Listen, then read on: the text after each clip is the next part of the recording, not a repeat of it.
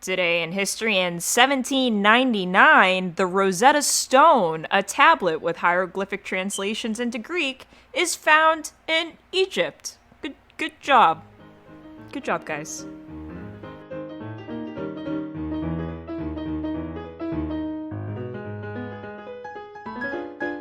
Welcome to What the Fuck History, where we discuss the wackiest and weirdest things that make us say, well, what the fuck history.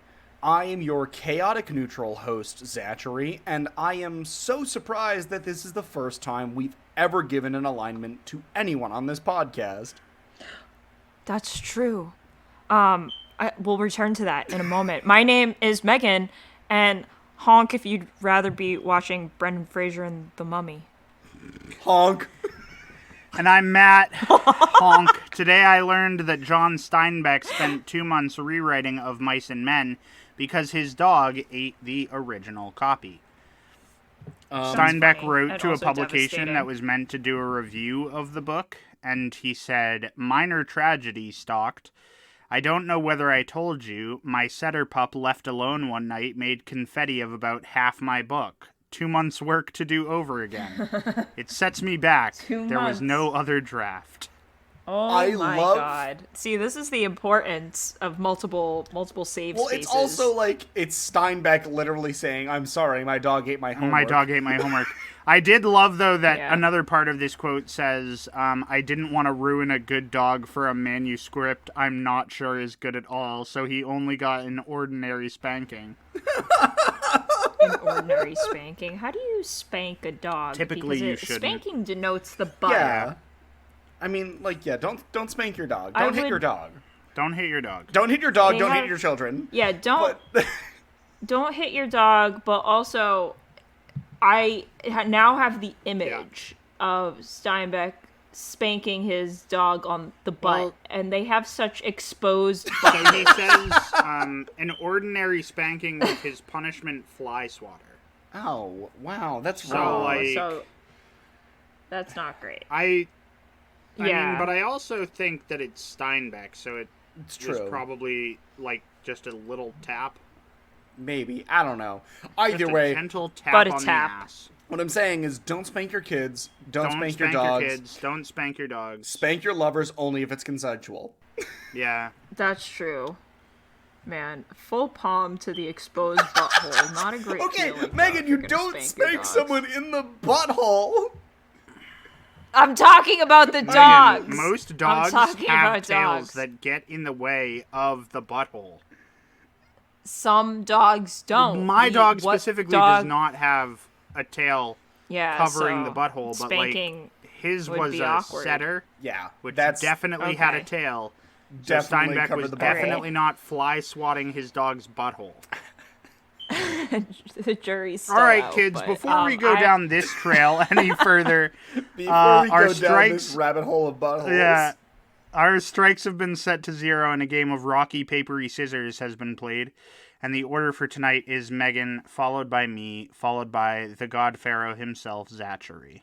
It's been a while since we've used your full honorific there. Yeah, I mean, I was starting to forget that, I was starting to think... the God Pharaoh was part of it? Well, no, I was starting to think that people were forgetting that I was the God Pharaoh, and I was that guy on Twitter just called you ZaCHary. No, I know. That's Someone true. on Twitter called me ZaCHary, but they didn't call me the God Pharaoh ZaCHary. This is true. He didn't use the full honorific. And it's been a while since we've reminded Meghan that her honorific is the Abyssal Princess. What I'm saying, though, is that since, if it weren't for you giving me the honorific today, as is necessary, I would have been sending plagues. So you just saved everybody. That's what I'm getting at. Yeah, it's probably like a good half year, or 3. No, it's 3 months, where we have to remind Zach that he is a God Pharaoh before he'll set out locusts just to be like, remember, folks.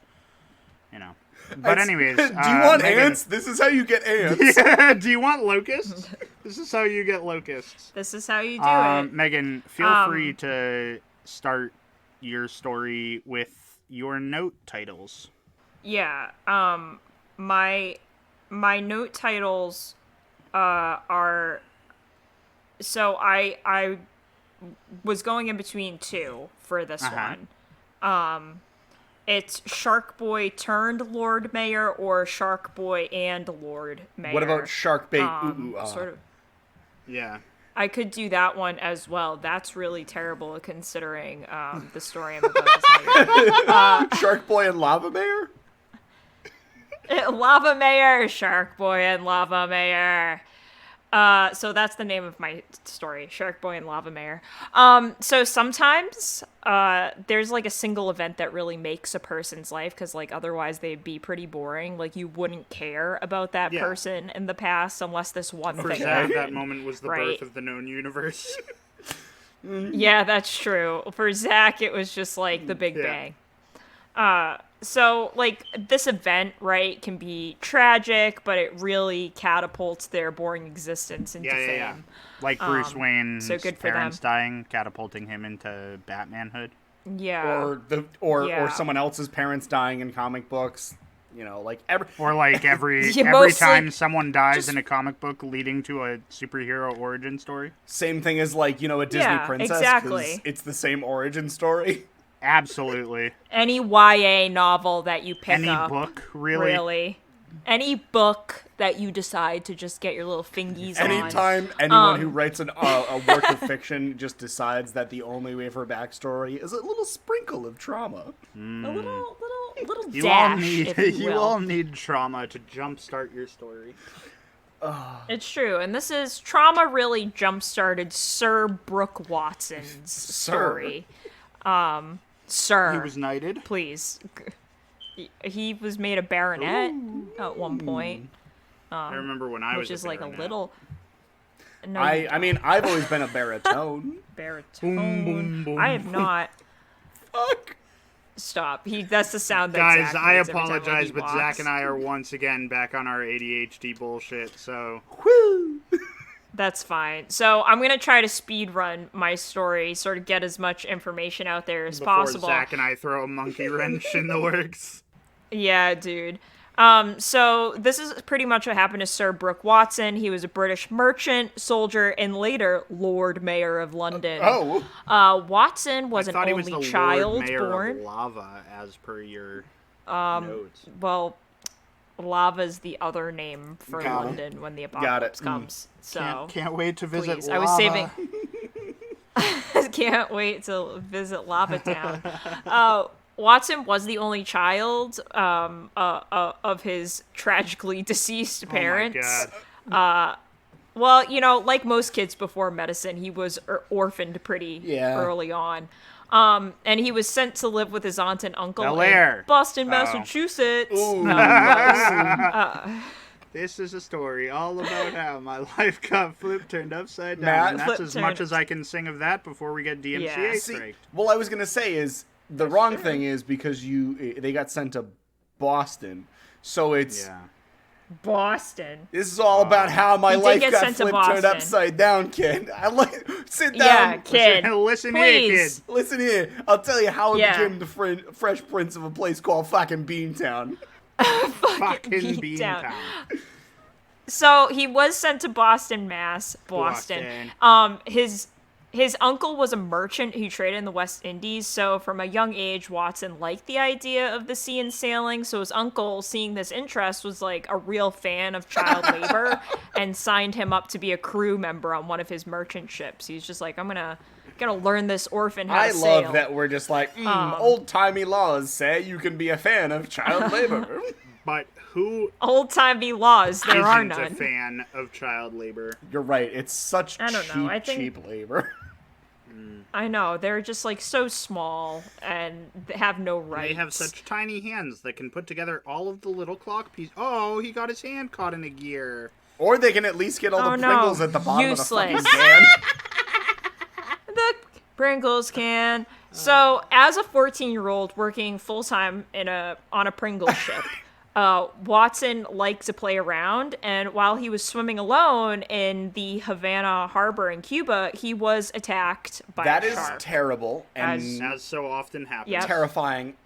as so often happens off the coast of Yes, Cuba. I do want to pause your story for 2 seconds just to interject with the fact that I also got my first job at 14, so I see nothing wrong with this problem. So we can talk about this later, but not working at 14 is another hill I will die on. I don't. Fair enough. Anyway, let's get back to Shark Attack. Shark Attack. Baby shark do. Okay, no, Baby Shark Attack. I'm giving Zach a strike for starting that, and I'm giving Meghan half of one for going along with it half a second there. I will take half a strike because it's not. There we go. The only way we can get Meghan is to we give just her have to enough keep giving her half strikes. Yeah, increments. So the shark was like, "Man, that's some good boy child meat. I want more of that." And he attacked twice, and it stripped the flesh from his right leg, and then it ate the foot. Oh, they ate the whole foot, thing. One of his feet. Yeah, the whole foot. Just the whole ding dang foot. Yeah, the whole ding dang foot was gone. Foot. So Watson. Oh, oops! All foot, and presumably it wasn't good for the sharks. So many bones. It was like one of those chicken pieces. It's a good amount of bones. Yeah. It's a good amount of bones. So Watson was rescued by his crewmates, but he did have to amputate his leg below the knee. Well, that tends to happen when you don't have skin on it anymore. Yeah, right. Yeah, and you don't have a foot anymore. That tends to happen too. Like I said, it was before medicine. Hospitals were really an illusion. Hospitals now are kind of an illusion. At least here in the they American definitely healthcare are. system. Yeah, it's the greatest healthcare system Take in the that world. off your bingo box. Yeah, there we go. We did it, guys. So Watson, not really learning his lesson, continued to be hashtag sailor. Though, and soon he combined his business interests with government affairs, which seems really ominous. It does the way you said it. Well, when you put it that way, yes, it's fucking ominous. So it's ominous because when he was on business trips, right, to North America, which was the colonies. At this point, right before the Revolutionary War, he did intercept letters of British spies that were working for the revolutionaries and took prisoners. Oh. So what you're saying is he lost a foot, got a peg leg, and became a pirate. Understood. Yeah. He literally became the worst kind of pirate. Steve He's Bonnet. I love. No, don't you put that shit on Steve Bonnet's name. Don't make Steve Bonnet into Brooke Don't you Watson. put that evil on me, Ricky Bobby. He also, at this point, he was like, man, I'm doing such a good job trying to stop the American Revolution. I have so much time to start up a whaling company as well, because I fucking love the sea, despite that shark being in there. Despite the fact that whaling is a terrible practice, got it. Yeah, despite the fact that I got attacked by a Zach, shark, back then I there might were be a more terrible whales. person. There were way more whales until this man. There were more single-handedly whales killed them. until we killed them all. Yeah, until this man took up a business practice. So when he came back to England, the people seemed to simp for him, or at least the powers that be did. And he was elected alderman of the city of London and served as a mayor of parliament until 1793. He was also sheriff of London, and I would have paid money to see him chase criminals down. I'm not gonna lie, I don't know what an English sheriff Probably shot him. Okay, does. but the other idea that I have is it's just one wheel on the peg leg, and he's just turned himself into Gizmo Duck, and I'm about it.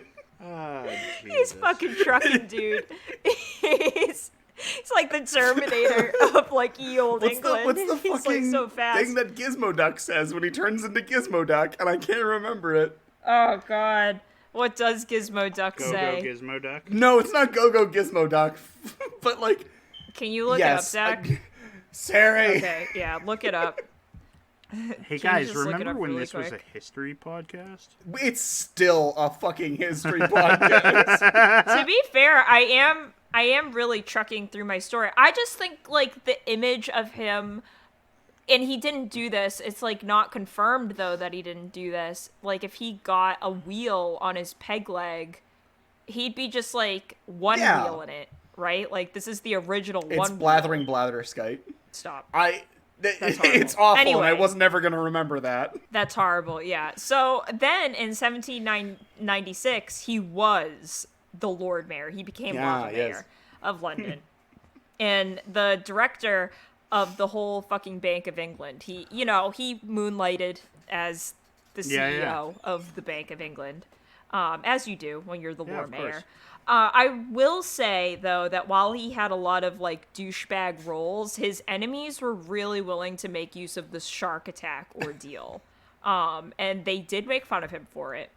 They penned a verse about him that went, had the monster who for breakfast ate that luckless limb, his noblest noddle met, the best of workmen nor the best of wood, had scarce supplied him with a head so good.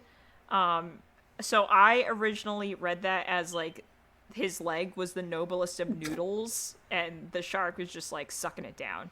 And I thought that was really funny. I think it's more like that, like, all of his brains were in that leg, and that's what he lost. Yeah. That is definitely... Either way, old-timey insults are not good. That's my hill to die on.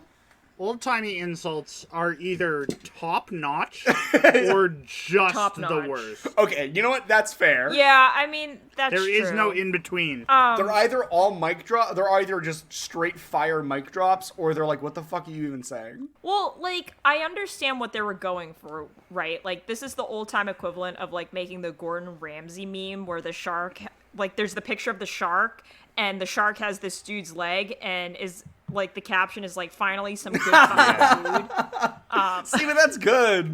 Otherwise, I need the Rosetta Stone to tell me why that's funny. Oh, wow, the throwback. To the beginning of the episode. Hell yeah, love the throwback. But the other problem that insult has is the fact that it's rhyming poetry, and my hill to die on is that rhyming poetry is garbage, so... Damn, you don't like rhyming poetry. I feel like a free verse is just tennis with the nets down. I as a free verse poet, I don't like rhyming poetry.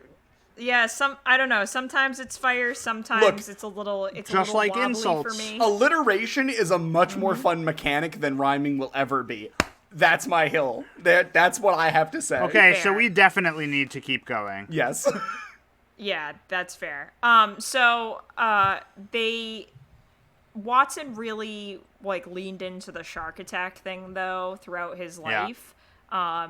He had a portrait commissioned of himself called Watson and the Shark.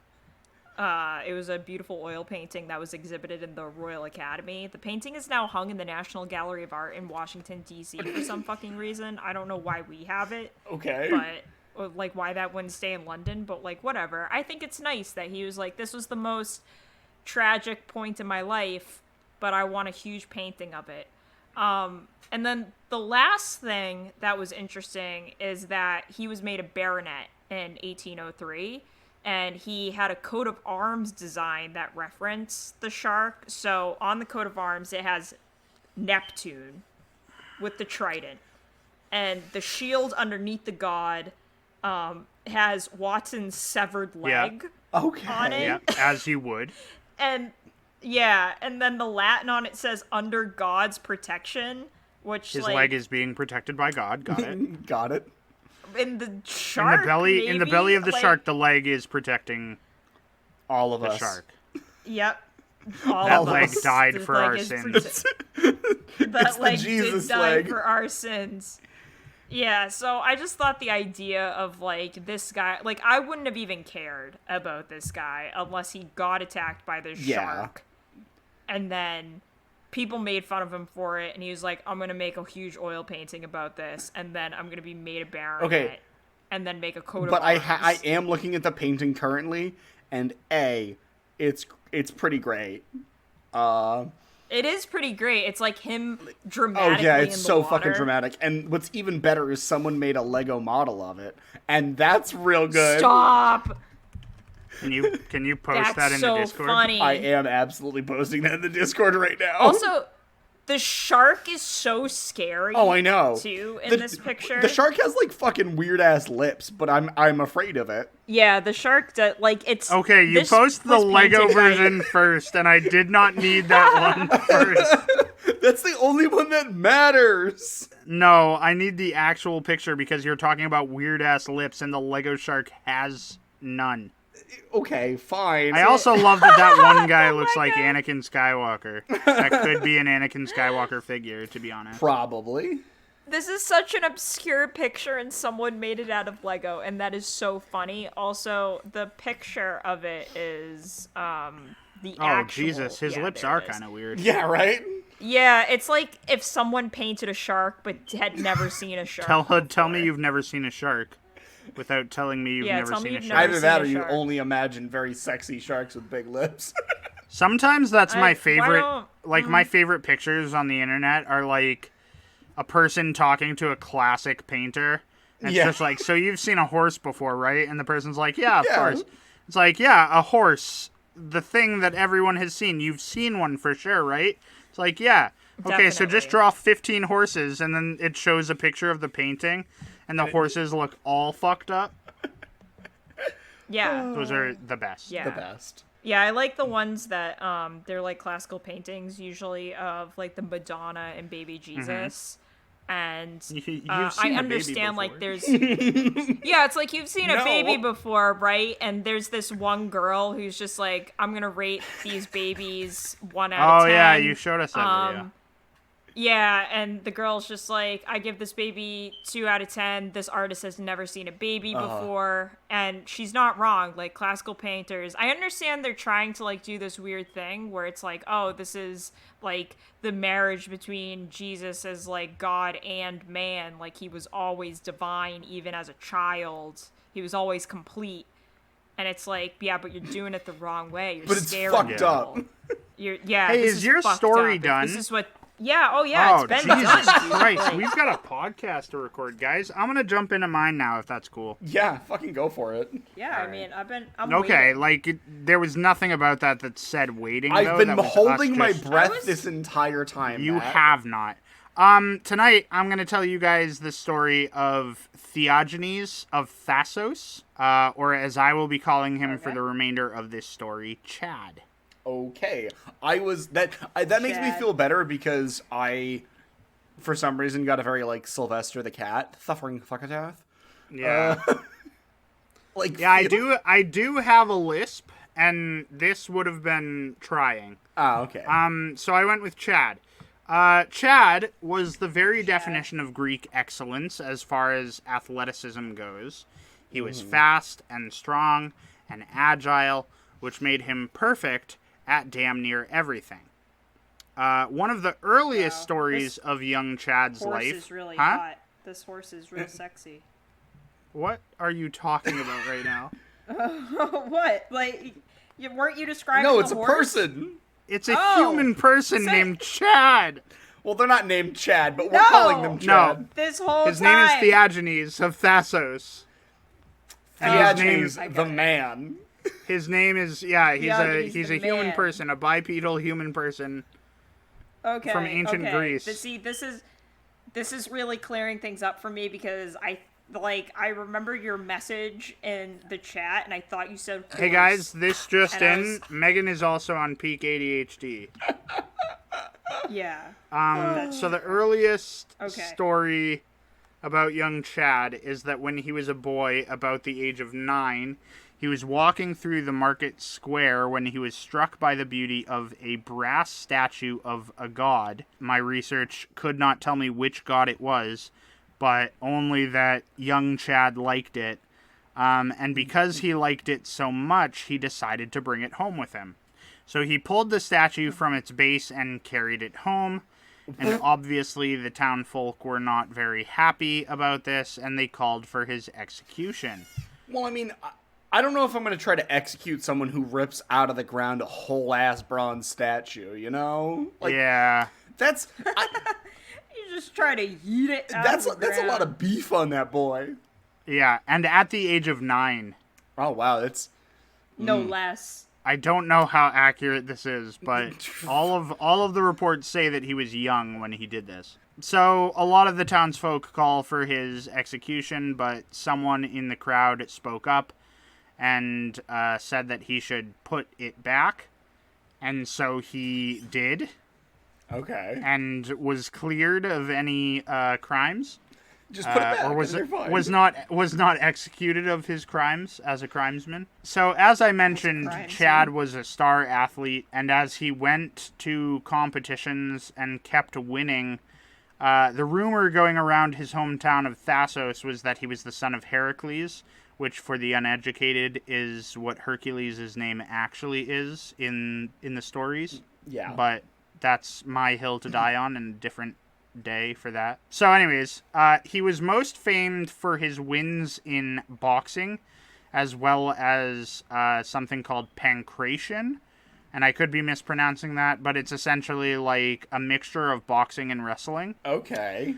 Throughout all of the games that he competed in, it was said that Chad won 1,400 crowns. Go He Chad. essentially, like, fucked some shit up. And while he was in Phthia, which is the claimed hometown of Achilles, who was a hero of the Iliad, Chad decided to compete in the foot race because Achilles was claimed to have been swift of foot. And so he was essentially like, I can do it better than Achilles. And he won the foot race whilst he was there. Mm-hmm. But unfortunately, can I just add that every time like there is someone like a leader or like a person of good repute in ancient Greece, it always feels like one of their descriptions is, you know, he was fleet of foot. It's like, can't we have slow bastards? This is Achilles. He is fleet of foot. I was about to say, this is also the same civilization that made the marathon a thing. So just, I mean... But you know what that guy was? I get it. That guy was fleet of foot. He's also dead now, so... That guy... He's also dead. He was so fleet of foot. But I will say, anyway, for like, at least to my knowledge, Agamemnon was never described as fleet of foot. Yeah. Nor was Odysseus. That's... Okay, but like, what I'm saying... Are you sure Odysseus Yeah, I don't think he was. Odysseus was good at everything.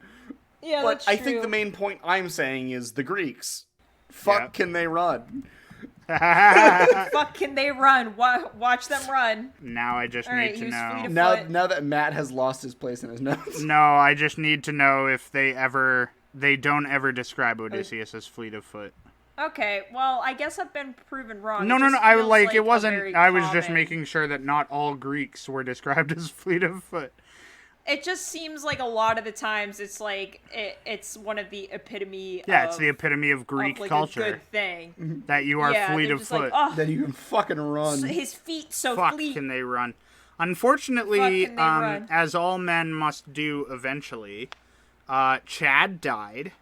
Okay. But his I hometown, didn't see it his coming. hometown of Thasos, decided to erect a statue made of bronze in his honor. Now, here's where the story gets a little funny. Because every night, a man who had been a competitor against Chad went to this statue to hit it, having lost repeatedly when our fleet of foot boy was alive. Okay. After many nights of repeated beatings to the statue, it came loose and it fell onto the man, Fucking crushing him to death. Karma. Oh, no. And now I get to throw it back to a way earlier story where an axe was put on trial for the crime of killing a bull. No. Similarly, I can't believe the it. statue of Chad was put on trial for the death of this man, and it was ruled guilty and thrown into the sea. What? Well, And you might think that that's where the story ends, but I have great news for you because it doesn't end there.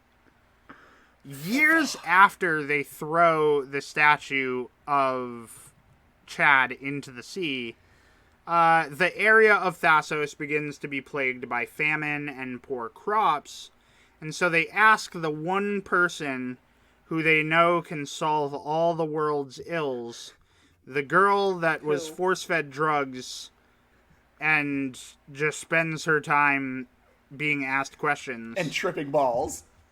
They go to the Oracle of Delphi, Oracle. and she Solve our problems. She essentially says to the people of Thassos that they need to welcome back all of their exiles, and their crops will return. And so they do so. They say, anyone who is an exile of Thassos, you can come back.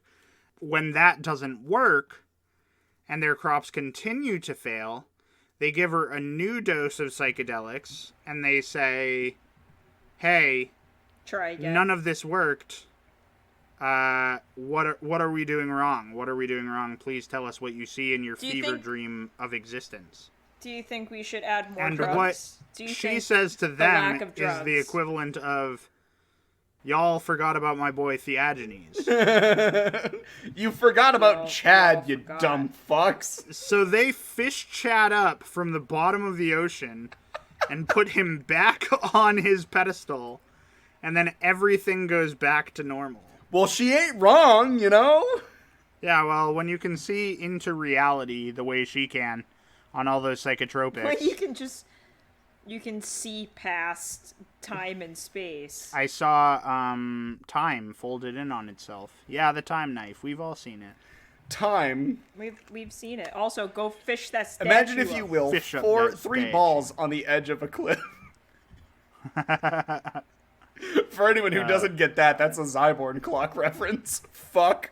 I feel like that's such a huge endeavor because like wet bronze especially. I was gonna say, if How but much- you say that, but if a fucking 9-year-old can do it, I mean, Yeah. Yeah, but Okay, it's fair. it's How big Chad. was this It's statue? Chad. That's, I guess that's a special case then for Chad. Giga Chad Thundercock. Giga Chad Thundercock. Stop. I want to see if I can find a picture of the statue of Theagenes. Statue of Giga Chad. The Giga Chad Yeah. statue. And it's like, did you mean? Did you mean? What was really funny was the as I was researching this story, someone was talking about when the statue fell over and killed the guy, and someone just posted a comment that was like, "Guess that guy tasted Theagenes of defeat," and I was like, "You need to stop or be Steve? stopped." Steve? Steve? Is- I oh, have good, I you have sent the posted a picture of of the statue of Theagenes. Oh, that's a Thank big ass God. statue though. It is a massive Man, look at boy. his. Why he has such dexterous toes? He was fleet of foot. Oh yeah, you're right. He got dexterous toes so he can really grip into God's Yeah, green earth. Because Green. when he like fucking Tarantino, the Greeks had things for feet. He was also in a recent Assassin's Creed game. His statue is featured Oh, in Assassin's Creed Odyssey. did not know that. Oh well. Now you can go back fact. and play that game specifically to find this befooted man. Never played the game in the first place. I'm not gonna start now.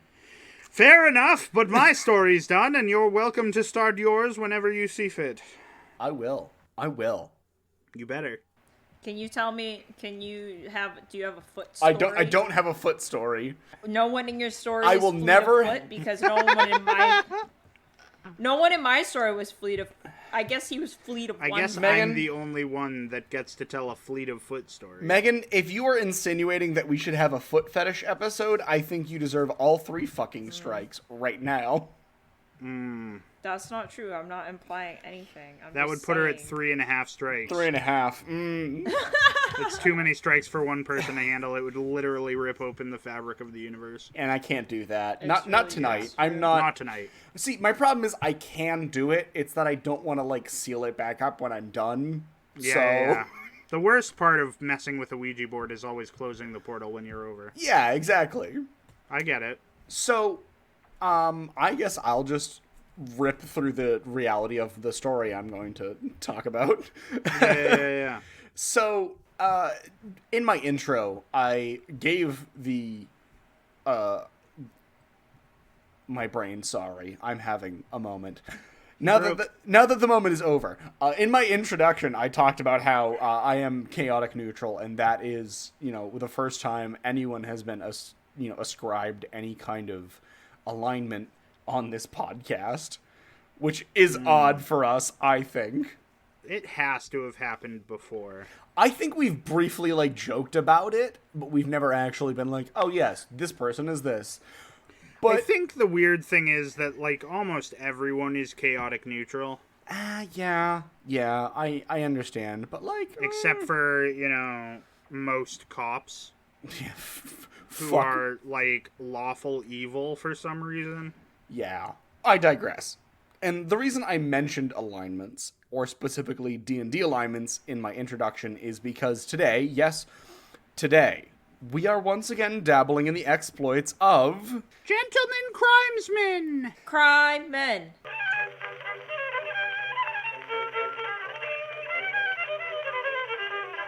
Heinous gentlemen of history. And on the docket for tonight, we have... Peter Scott, and this man was anything but normal and very chaotic neutral as well, if you ask me. To which I also say to both the audience and you, Matt and Meghan, my other fine hosts, you are welcome for giving you a normal name for once for as a person I talk about. Mm-hmm. I know. He also had a normal amount of names. Yeah, as well. but also I'm just kidding. I lied because he was born Peter Craig Gulston. That's too many names and wrong. Why would you lie to us like because lying is part of this profession. Peter Craig Gulston, or later as he would be known, Peter Scott, was another Irishman. I spoke about an Irishman last time. I'm continuing the trend. Damn, there's so many crimesmen. Yeah, you know what? Merry old Ireland. Good place for potatoes and crimesmen. Good place for crimesmen. So, Peter was born in Belfast in 1931. So, not a long time ago, but not right recently. So we're a little bit of the mid-century modern crimesman today. Yeah. And he was born into a middle-class family with a military background. Nothing exciting, and honestly, not he didn't have a poor upbringing. He is born into, at 1931, this middle-class family, and he, begins his life of crime while he is a teenager. And he targets a bunch of wealthy people that live along Malone Road in Belfast. And he gets caught in his robbery for the first time in 1952 at the ripe old age of 21. And at the time he is caught, it is believed that he had committed 150 burglaries. Oh my god, who's keeping track? Him. He's keeping track. But it is people like this man right here, that continue to make me say I am fucking slacking. If only I had committed my life to this life of crime and legal shenanigans. I mean, I could do 150 robberies if I set my mind to it, baby.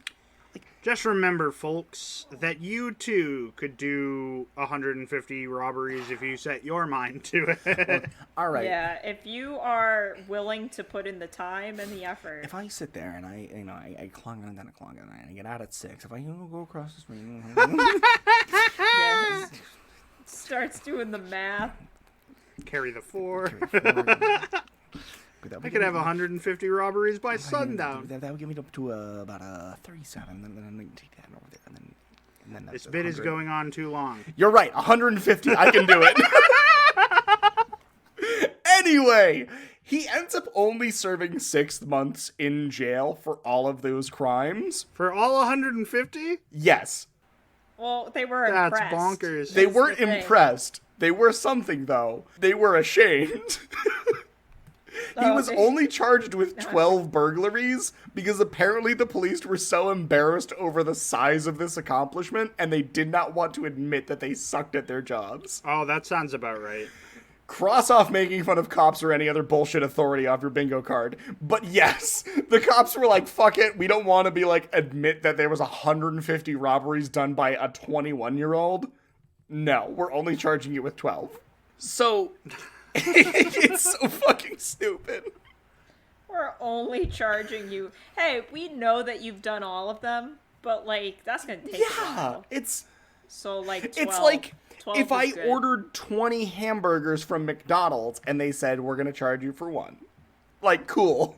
Because we're embarrassed to give you 20. Because we're embarrassed that you brought in a whole stack of coupons to get a bunch of fucking Big Macs. That is the equivalent of what happened here. So he leaves prison after his 6-month stint, and he assumes the surname Scott. So he becomes Peter Scott, and he moves to merry old London. We're getting a little bit of a thread here, I guess. Oh. And London, yes, a true den of debauchery, so that place feels like home to him. Yeah. It also has the Lava Mayor. Definitely like a little bit after the Lava Mayor's reign, but you know what? Whatever. He works in London as a bouncer at a pub during the day. Well, he follows his true passion at night, that being the passion of crime. Crime, yeah. And he ends up stealing a few things, and he does his kind of like, you know, little bitty crime thing. But he ends up getting caught, and he goes back to jail again. And he goes back to prison in 1957, where he meets George Chatham, who, by the way, has the most lovable nickname of Taters. So, Scott and Taters, they make this thieves' pact to start robbing people and places together as soon as they're out of prison.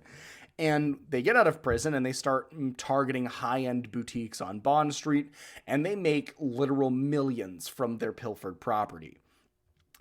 Now, how does any of this... Yeah, really good crimesmen. They're getting good at their job. But how does this common thievery that Peter Scott is doing make him a heinous gentleman of history? How does it make him a gentleman crimesman? Great question. There's a few key things to talk about. And first off, we had to describe, Peter Scott himself described the fact that he had an obscene passion for larceny. That is a direct quote from the man. But he got off indulging this habit 9.9 times out of 10 on the very wealthy. Even going as far as to say, quote, "The people I burgled got rich by greed and skullduggery. They indulged in the mechanics of ostentation. Skullduggery. They deserve Skullduggery me." is a great word. Skullduggery is a great word, but he was like, they deserved me and I deserved them. Wow. Nice. I love gentleman crimesmen that go Right? That sounds kind of creepy as like a sentence. Yeah, it's kind of creepy as a sentence, but he was basically like, look, the natural evolution of people getting filthy rich and having more money than they need is someone taking that money from them. I am just that. He also said he was, quote, "sent by God to take back some of the wealth that the outrageously rich had taken from the rest of us." Oh, absolutely. I Sign love this this guy man. up for president. Yeah, I know, dude. I'm voting for him as You can Lord vote for Mayor. him as Lord Mayor as many times as you'd like. We'll fucking fix the ballots. We'll fix the ballots. Yeah, guys, this is what voting ballots are really Now, about. oh gosh. The mail-in ones. I'm scared of every conservative who listens. I don't think conservatives listen Just to this. kidding. No conservatives listen to this. But to make it even better, Scott would purchase a new suit before every job that he did. Zach, why is That's it what me? I was about to say. Why is this me? Why is this a man after my own heart? But I know, he dude. would. It found me in 1957 doing crimes in London. I can't believe it. I'm sorry, I jumped into the time stream again just to make things interesting. I didn't tell you because I gassed it up so you wouldn't know and rolled back the fucking odometer. I took the Ford Tacoma and I had some fun. I just can't So, believe it. Scott so would funny. purchase a new suit before every heist, and to make himself... it was to make himself feel better. And it was also because it helped him blend into his environment. A rich man's house is easier to break into when you in fact look like a rich man yourself. That's true. Rich people are dumb. Rich people are dumb, but also I think it makes it even better is he's like, I'm going to buy a new suit, but I'm also going to scale this fucking like brownstone in London like I'm goddamn Spider-Man, but in a 3-piece suit. It's fucking great. Oh my god. And he's like halfway up the building, and no one is still saying anything because he's in the 3-piece suit. They're just like, yeah, that's just what gentlemen It's just do. a gentleman locked himself out. It's fine. This must be a new trend of the gentleman. Yeah, we as the poor Would never possibly understand. And And then you've got that one poor guy that's walking up the street, and he's like, I done that last Tuesday. It was my last Tuesday. But this whole suit and bravado that he brings ends up working really well. There's a number of times where he almost gets caught, but literally because he's there in a suit, no one fucking assumes anything. There was one occasion where this lady appeared at the top of the stairs of a house he was robbing, and Scott simply just looked at her and said, "Everything's all right, madame." And the woman thinks nothing of it because she thought he was like the hired help or something. Guy, that's wild though, because then you have to think about, so like if it's a nice suit, Yeah. he has to keep that unruffled enough so that when he's done climbing, he can still look like the help. Yeah. So like he can't be getting it dirty while he's climbing up the thing. So he has to be like very careful while climbing. Mm-hmm. Listen, this man It's is a just professional. Yeah, he's a fucking professional. Imagine looking up and seeing someone delicately climb a building so that they, like, and just hearing him scoff at himself like, oh no, mustn't ruin my suit. I just paid £135 for this thing. Like, I don't know how much pounds are. Like, I'm assuming that's maybe like £600. I don't know. Fucking money. How much was a suit back in What is- the day? I don't does know. money really What mean? is money? It's a man-made fucking Fugazi. Anyway. Fugazi.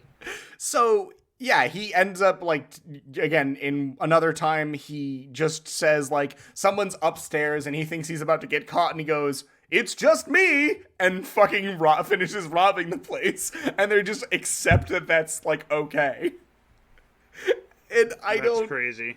It's beautiful. But he ends up giving up his life of crime in the mid-1990s. Womp womp.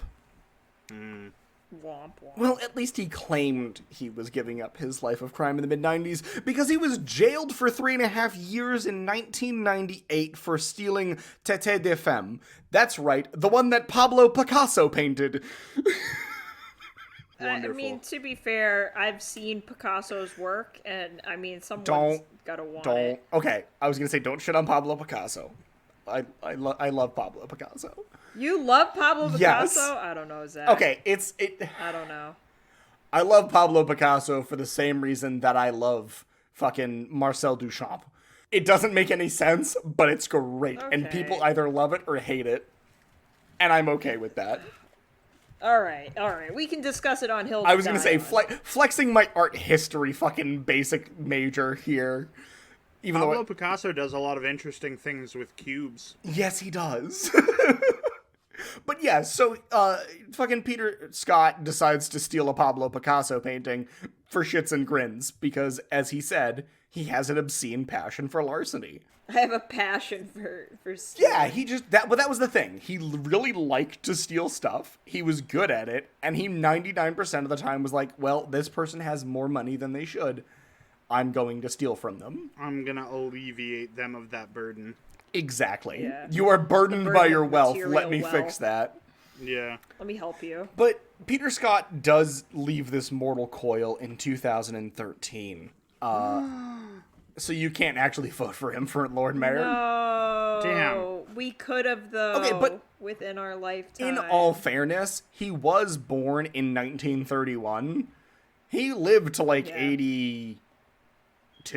It's a decent age. He had such an investor's But life, also at the too, same time, feel. I did say that he was arrested in 1998, which means he was stealing stuff well into his 70s. Like, Hell I yeah. know, dude. He's like still doing it. He's just like, I don't. if you care. love what you do, you never work a day in your life. love what you do, you never work a day in your life. He's like Dick Van Dyke in Night Museum Yeah, Oh yeah, doing he's Dick crimes. Van Dyke. exactly. Except he didn't have a special fucking Egyptian bullshit, but... Yeah, right. I thought you were gonna say Dick Van Dyke in real life because like he's He's 9,000 years probably- old, yeah. still doing stuff. Yeah, He is fair. still doing stuff at 9,000. It's over 9,000 anyway. So Zach, I do want to apologize to editing Zach. okay, Fuck fuck that guy. Was just rifling through an entire fucking bookshelf. Fuck that guy. And, Anyway. Oh, not your dad. I'm talking about editing Zach. That guy's an asshole. Yeah, editing Zach deserves more work. So Peter Scott leaves this mortal coil in 2013, and he leaves behind him a massive 400,000 pound debt, to which in today's money is more like 600,000 US dollars, give or take. What do you, like, debt to who, though? Oh, he owed like a bunch of people money for like jobs Hey, that can never you get fund finished, my next or robbery? yeah, like a bunch of like bookies and stuff like that, because Peter Scott, Well, fuck well, him. he liked to rob the rich because in his eyes the rich deserved it. He also enjoyed the fuck out of the money that he took. He lived large, he died penniless, and I assume he left us all with his middle fingers up in the air in the most gentlemanly way possible. Yeah, three-piece suit. Three-piece suit and all, flipping off the world because this guy did not give a fuck. And it was awesome. Yeah, he like left behind a bunch of debt because he had a bunch of like bookies, did a bunch of gambling, he had a bunch of people like bankroll heists that he either didn't do or it didn't go right, and so he had like 400,000 pounds of debt. And like, who's gonna collect on a dead man? He didn't give a shit. I mean, yeah, and, like, there's nothing you can do once he's dead. It's not like... Did he have, like, a family? He was married and divorced 4 times and had 1 son. Yeah, it's... I mean, what are you gonna do? Like, go after those Yeah. people? They have no idea. It's not their fault that he decided to just say, fuck everything, I'm doing what I want. Well, the other thing, too, is, like, I imagine, you know, if you're wife number 1... Yeah, right? Right? She's gonna be like, why... I have no incentive. Yeah, right? It's like, how attached are you really if you're wife number 1 out of 4, you know? As wife number 1, I'm not attached to his estate any longer. Yeah, right? That was good, though. I'm really enjoying the gentleman crimes. I was gonna say, I'm really having a ton of fun with this. But yeah, he was described as the king of cat burglars, the burglar to the stars, and the human fly. Hell yeah. Scott referred to himself as a master idiot. I love that. I like that one, too. He doesn't take himself too seriously. But yeah, he also wrote like a couple of books because he was just like, all right, I'll write about my exploits, you know? God, with the balls, the cojones on I mean, him, what else are you where gonna he's do when like- you're in jail, you know? I mean, I guess he did have 3 years. He's already like been blamed. Yeah. Right. There's nothing else they can do. Might as well cash in on Yeah, that. exactly. I feel like more prisoners should do that. I would read prison stories. Oh, absolutely. There are like a good number What- of books written by prisoners, so So get on it. Yeah, but I get on. Okay, well, immediately goes on the library website that I work at to go find them. Yeah. Scott, I'll put the romance books fuck down. the romance books. We need fucking burglary stories. Yeah, dude. I'll come back and start competing with Zach for gentleman crimesman. No, you won't. Don't the you sequel. fucking dare. You're right. I'm not gonna do gentleman crimesman. I'm gonna do just crimesman. Just crimesmen in general. Just straight crimesman in general. But that was good, Zach. I liked our story. Yeah, they were Our good. stories were a good time. Yeah, Matt, your story was going to be really different if I had misunderstood. Like, you were talking about a horse the whole time. Yeah, except I wasn't. Yeah, no, you weren't. But imagine if I hadn't clarified for myself. I would have been like, man, they're still talking about. Man, Still talking about a what fucking wild horse? story. And then Yeah, this horse you is being crazy. like, if I had said like, yeah, he was a winner at boxing and like a mixture of boxing and wrestling, you'd be like, who lets a horse compete in that? I'd be like, that's fucking crazy. And I then would- when I would posted pay to the see a- picture when I posted the picture of Theagenes, you'd have been like, oh, That's not a... Whose horse is that? whose horse is that? Whose horse is that? He looks just like a human. Oh, Whose horse is that? All right. He's got such fleet feet. Ladies and gentlemen, our podcast is now at an end. Thank you so much for joining us. Zach will cut me off in a minute to say follow us on our socials. Yes, and so I will. Here it goes. You said I was going to cut you off, so now I feel I am obligated to cut you off. I mean, yeah. All right, well, folks... It's better than me getting halfway through my question and you being like, before... Oh, by the way... by the way... yeah, folks, thank you very much for listening to us this evening, and we hope you've enjoyed tonight's bullshittery. We know we have. But if you would be so kind to honor us with your presence on the social medias, we'd be, ever so grateful. I will not have to send another... It would be plague. Chef's Kiss. It would be Chef's Kiss, and I would not have to send more locusts. That's really the main point. So if you would like to go hit us up on Instagram at _triumvirate_productions. Again, that is our Instagram. You can find us on Facebook if you just look up the Triumvirate Productions. And then we also have a Patreon, which has 3 different levels. Our first strike at $3 a month, which is just your unending support, and we really appreciate. Our second strike, our $5 level, which gives you bonus content, What the Fuck After Dark, as well as, well, just our appreciation. And 3 strikes if you really want to be special, which is $10 a month, where you get all of the things that I mentioned before, as well as unedited episodes and our show notes. And if you look up the Triumvirate Productions on our, just on Patreon, you can find us. And also, if you go to any of the other, if you follow us on any of the socials, we have a link tree there that you can find everything else. And before I turn it over to Matt to ask our final question, one other thing. Actually, 2 other things. No, just one other thing. I forgot what the second thing was. It doesn't matter because apparently I forgot it. But you should go and tell a friend about us because, well, that's the way we grow. We don't pay for ads or anything like that. So if you want to tell a friend... Share us. Oh, I forgot that Matt does the creepy thing. Anyway, yeah, share us. Tell your friends. Tell someone that you think would like it. Tell someone who you think wouldn't like it, just so we can be spiteful. But also... Tell someone who would hate it. Also, feel free to give us a review on Spotify or Apple. If you do it on Apple and you actually type us out a little review, we might actually be like, hey, this person was cool. We've done that before. And I've rambled on for long enough, so I'm going to say, hey, Matt, do you have any other questions for the audience before we wrap it up? Yeah, Zach, I've got one. Just one. It's from the gentleman in the back with the red sweater on, and he asked, what the fuck, history?